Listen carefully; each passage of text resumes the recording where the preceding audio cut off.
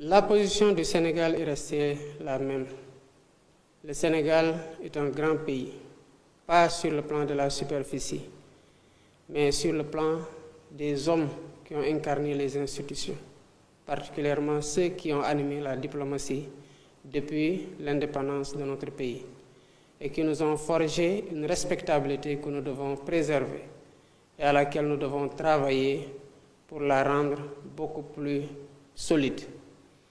Avant même de participer à une rencontre de la CEDEAO, j'ai fait le tour de beaucoup de pays membres de l'organisation, particulièrement les pays qui sont dans des velléités de départ de la CEDEAO. L'objet de ma visite a été de travailler au raffermissement des relations déjà très bonnes et conviviales entre le Sénégal et les différents pays de la CEDEAO, mais aussi de travailler à un rapprochement des positions, comme nous le savons, qui sont très distendues entre l'organisation et ces trois pays-là.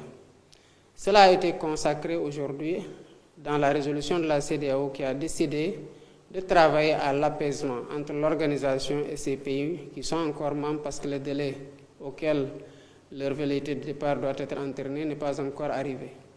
Entre-temps, nous ne pouvons pas rester les bras croisés.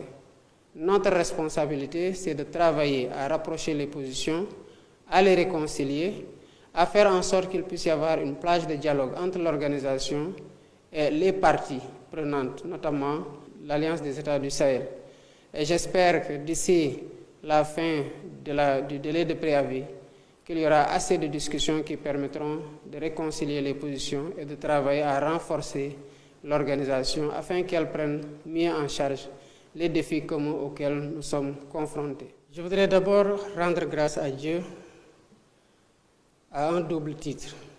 D'abord de nous avoir permis d'être encore témoins d'un hivernage et d'avoir surtout fait descendre l'eau de la pluie partout au Sénégal. Prions que cette eau-là soit une eau bénite et que l'hivernage qui s'annonce soit un hivernage qui ne soit pas destructeur, mais qui annonce de bonnes récoltes que les Sénégalais auront à cœur d'utiliser pour eux-mêmes et pour leurs familles. Rendre grâce à Dieu aussi de nous avoir mis à la tête d'un peuple si merveilleux que le peuple sénégalais. Hier seulement, tout le peuple est sorti procéder au nettoyage et au curage des canaux pour répondre à l'appel du gouvernement, à côté des ministres, du Premier ministre et de l'ensemble de l'administration.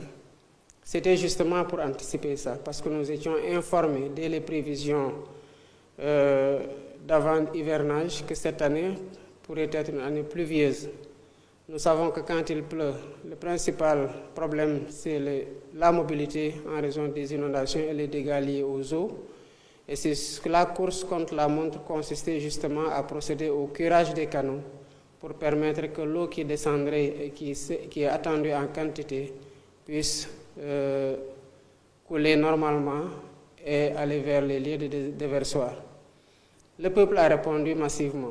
J'ai vu des images qui m'ont véritablement touché et j'ai exprimé hier ma fierté d'avoir ce peuple-là derrière moi.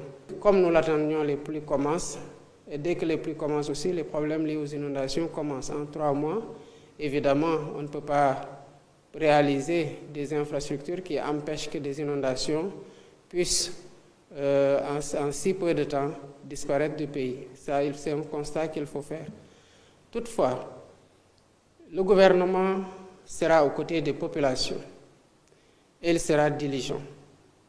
Avant même ma descente d'avion, j'ai discuté avec le Premier ministre, Ousmane Sonko, et j'ai discuté avec le ministre de l'Hydraulique et de l'Assainissement, Cheikh Tidiane Dièye, qui m'ont dit être aux côtés, suivre la situation pas à pas et voir les points les plus critiques pour y amener très rapidement les secours et être constamment, à partir de cette date, aux côtés des populations jusqu'à la fin de l'hivernage.